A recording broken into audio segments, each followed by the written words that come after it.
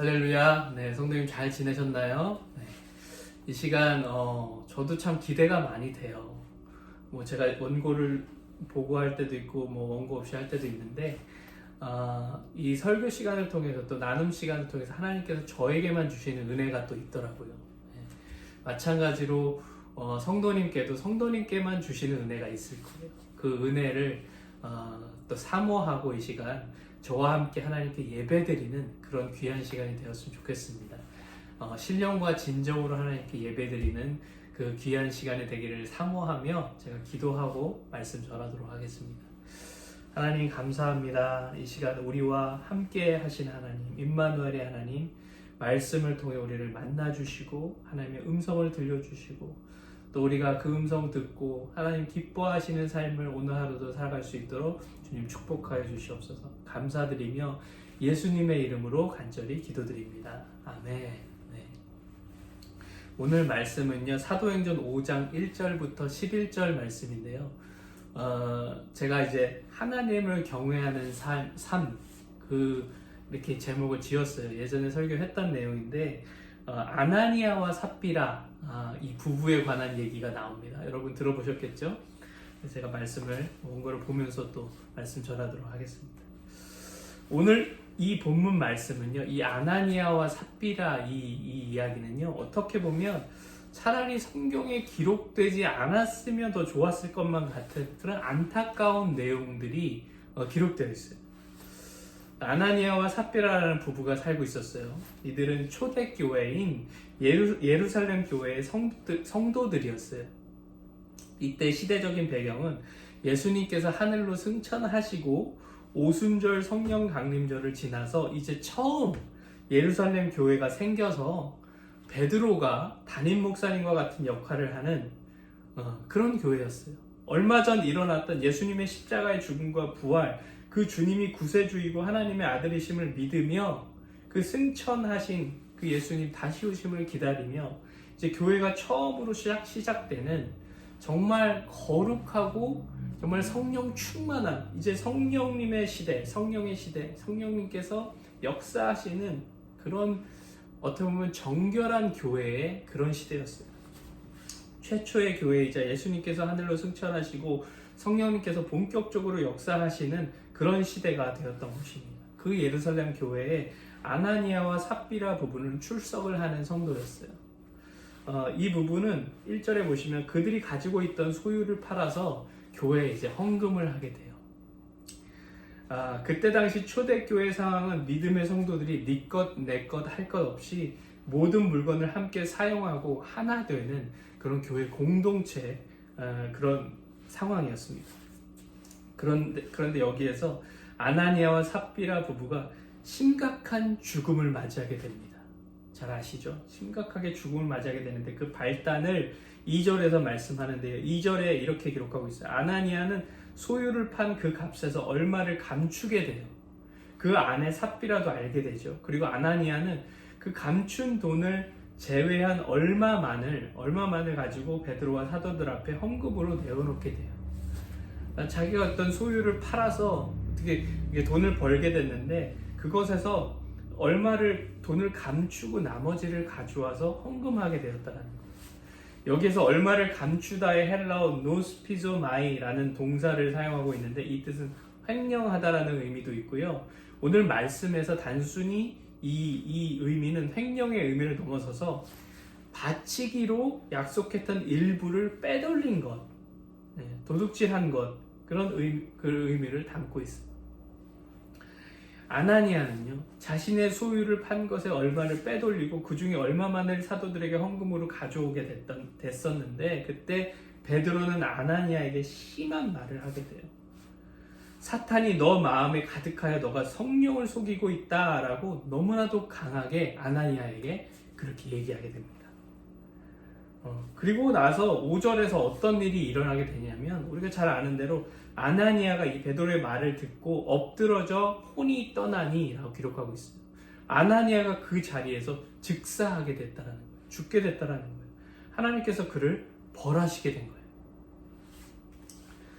이 말씀을 읽으면 이런 생각이 드실 수 있어요. 하나님이 너무 심하신 것이 아닌가.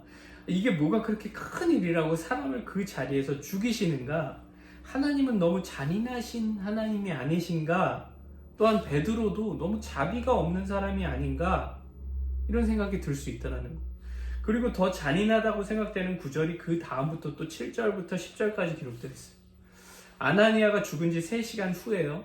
아나니아의 아내 삽비라가 어떤 일이 지금 일어나는지 모르고 남편이 죽은지도 모르고 오게 돼요. 그리고 이 베드로는 아내 삽비라에게 다시 물어보게 됩니다. 8절 말씀에서 베드로가 이르되 그 땅 판 값이 이것뿐이냐 내게 말하라 하니 이르되 예 이것뿐이라 하더라. 자, 아나니아가 거짓말한 것, 그 땅을 판 그 소유물이 너희들이 헌금을 가져왔는데 이것이 다냐? 다 가져온 거냐? 이것뿐이냐? 그랬더니 삽비라가 거짓말한 거예요. 예, 딴 걸 빼돌린 거 얘기 안 하고요. 예, 다 이게 답니다 라고 거짓말하게 됐다고. 제가 이 부분을 읽을 때마다 속으로 막 마음이 막 졸여요.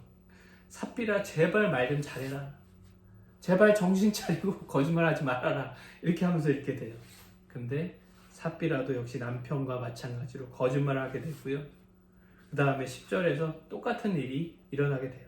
그 자리에서 삽비라도 엎드려져 혼이 떠나고 즉사하게 됩니다. 성경을 읽다 보면 황당하게 생각되어지는 내용들이 있는데 오늘 말씀이 제가 생각할 때 그 중에 하나가 아닌가 생각해 보게 돼요. 너무 좀 황당하잖아요. 어떻게 보면 하나님은 사랑이 없으시고 또 베드로는 화가 잔뜩 나 있는 그런 모습들을 우리가 보게 돼요. 오늘 말씀을 보며 그냥 드는 생각은 아나니아와 삽비라가 뭐가 그렇게 큰 죄를 지었다고 이 부부를 아무 자비 없이 그 자리에서 즉사하게 하시는가? 아니 교회에서 사람을 죽인 것도 아니고 누가 또 싸운 것도 아니고 살인한 것도 아니고 그리고 제가 더 이해가 안 됐던 거는요. 아나니아와 삽비라가 헌금을 드렸다라는 사실이에요. 헌금을 드렸는데 돈의 일부를 빼돌리긴 했지만 그들이 그 소유물을 팔아서 생긴 헌금 얼마를 사도들 앞에 헌금으로 가지고 나왔다라는 사실이에요. 제가 그게 조금 더 이해가 되지 않더라고요. 어떻게 헌금을 그래도 거짓말이긴 하지만 들고 나온 사람들을 즉사하게 그렇게 하나님께서 벌하실 수 있는가? 여러분 우리가 어렸을 때 부모님에게 헌금을 받고 몰래 그 돈으로 오락실도 가고 떡볶이도 사 먹은 적이 있는데 그러면 그때 그 자리에서 다 즉사했어야 하는 것인가? 제가 뭐 우스운 말로 저희 이제 한국의 교회 제가 어렸을 때 교회 앞에 이제 예전에 슈퍼라고 그랬잖아요. 슈퍼마켓 조그만 게 있었어요. 조그만 동네 이제 그런 슈퍼가 있었는데 거기에 이제 그 맥콜 있잖아요. 맥콜 일화 맥콜 통일교에서 만든 일화 그 맥콜 그 음료수죠. 그게 있었어요. 그래서 저희끼리 우스운 말로 주일날 범할 수 있는 가장 큰 죄는 그때 당시 주일날 돈 쓰는 것도 저희는 이렇게 금하는 조심하는 그런 시대였기 때문에 가장 큰 죄는 주일날 그 슈퍼에 가서 그 돈을 주고 그 통일교 일화에서 만드는 맥콜을 사 마시는 것은 가장 큰 죄다. 라는 그런 저희가 우스갯소리를 친구들이랑 맨날 그렇게 했었는데 그때 뭐 헌금을 빼돌리는 친구도 있었어요. 진짜 뭐 오락실 가는 친구도 있었고 그러면 이 초대교회처럼 하나님께서 벌을 주셨다면 아마 저희 주일학교는 매주 장례식을 치렀을 거예요. 그리고 신나는 주일학교가 아닌 공포의 주일학교가 됐을 거예요. 만약 그랬다면 저도 지금 여기에서 말씀을 전할 수 없고요.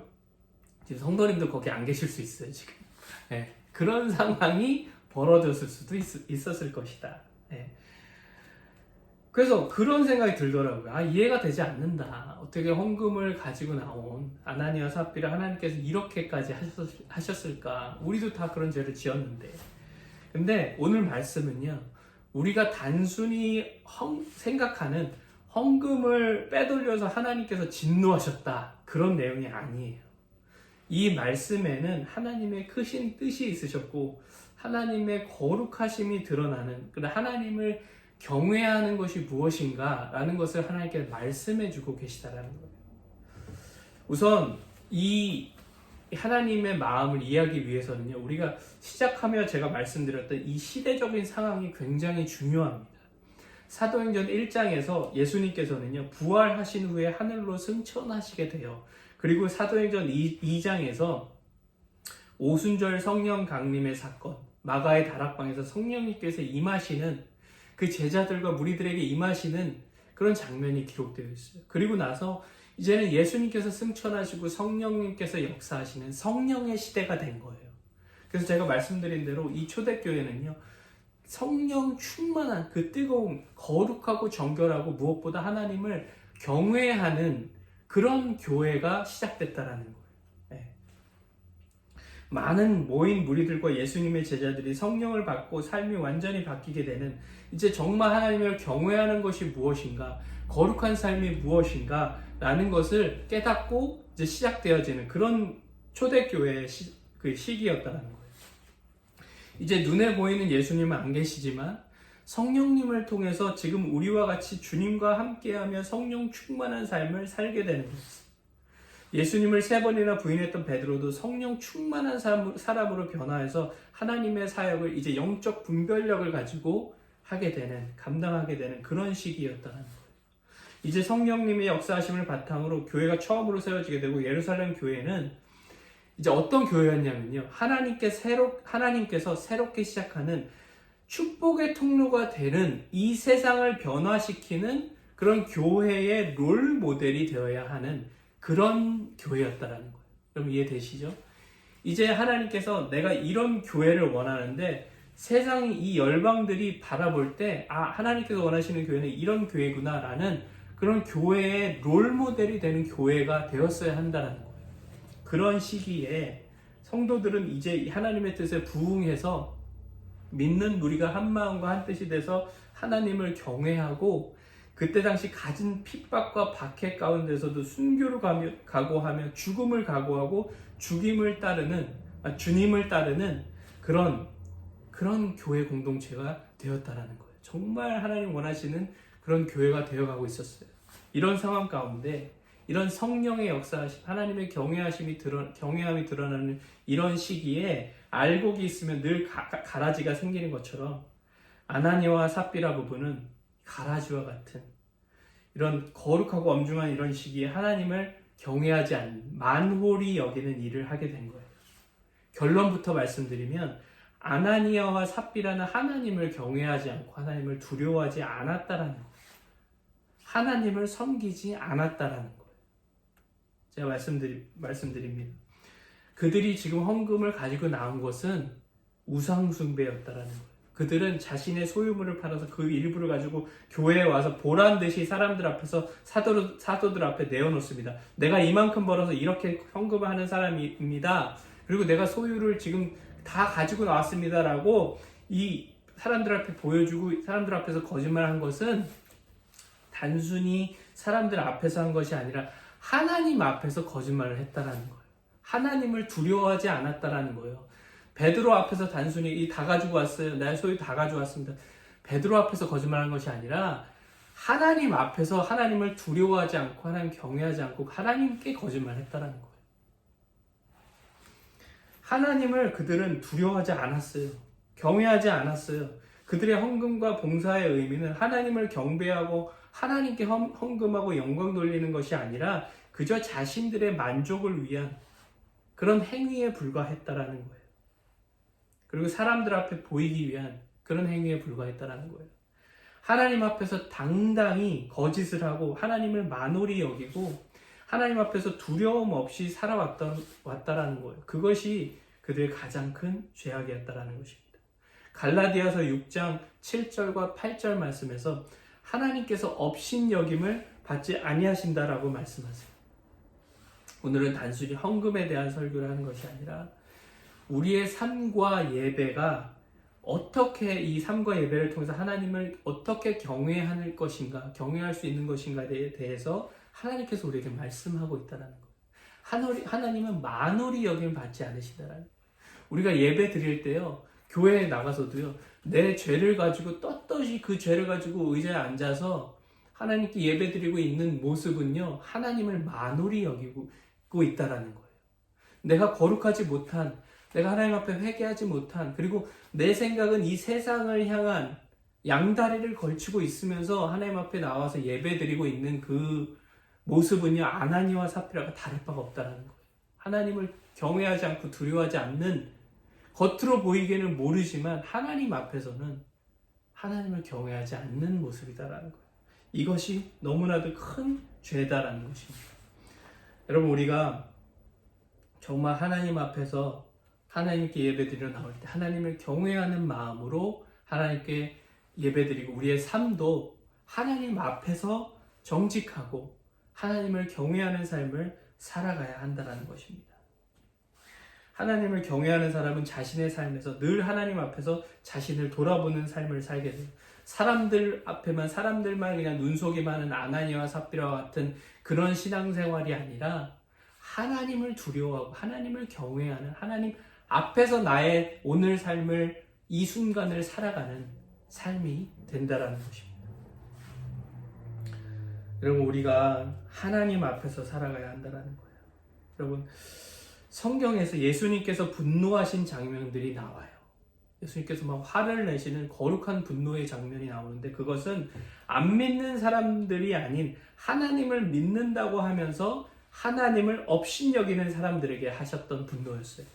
바리새인과 서기관, 대제사장과 같은 하나님을 섬긴다고 하면서 하나님 업신여겼던 자들, 또한 성전에서 비둘기 장사하는 사람들, 자랑하기 위해 헌금을 많이 했다고 자부했던 사람들, 그리고 자신을 높이려고 남들보다 기도도 많이 하고 금식도 많이 했다고 자랑하던 사람들, 하나님 앞에서 감히 그 존전에서 하나님을 기만했던 사람들에게 주님은 진노하셨다라는 거예요.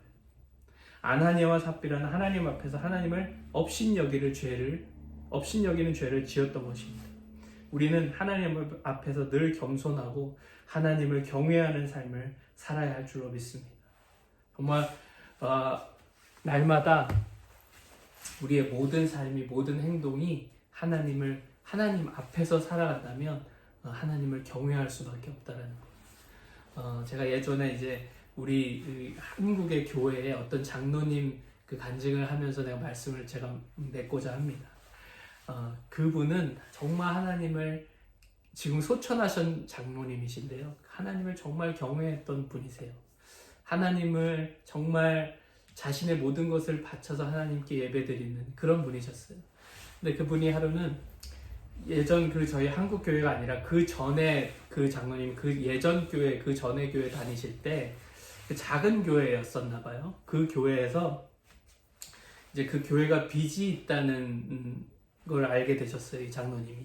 그리고 교회가 갚을 수 있는 그런 여건이, 그런 재정이 안 된 것을 이 장로님께서 보시고, 하루는 이제 신문을 보시는데 신문 기사를 보셨대요. 근데 거기서 이제 장기를 사는, 뭐 눈도 사고, 뭐 이런 거 있잖아요. 사람의 신체를 사는, 예전에는 그런 것들이 있었나 봐요.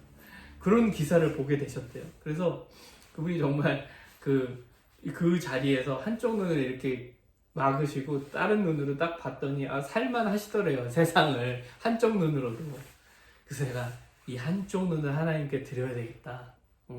한쪽 눈을 내가 이제 이 돈으로 이 교회의 빚을 갚아야 되겠다라는 생각을 하셨다는 거예요.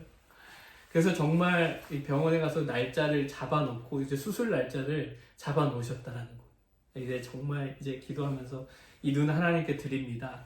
근데요, 그 소식을 이제 서울에 계시는 어떤 큰 사업하시는 다른 장로님이 그 소식을 들으셨대요.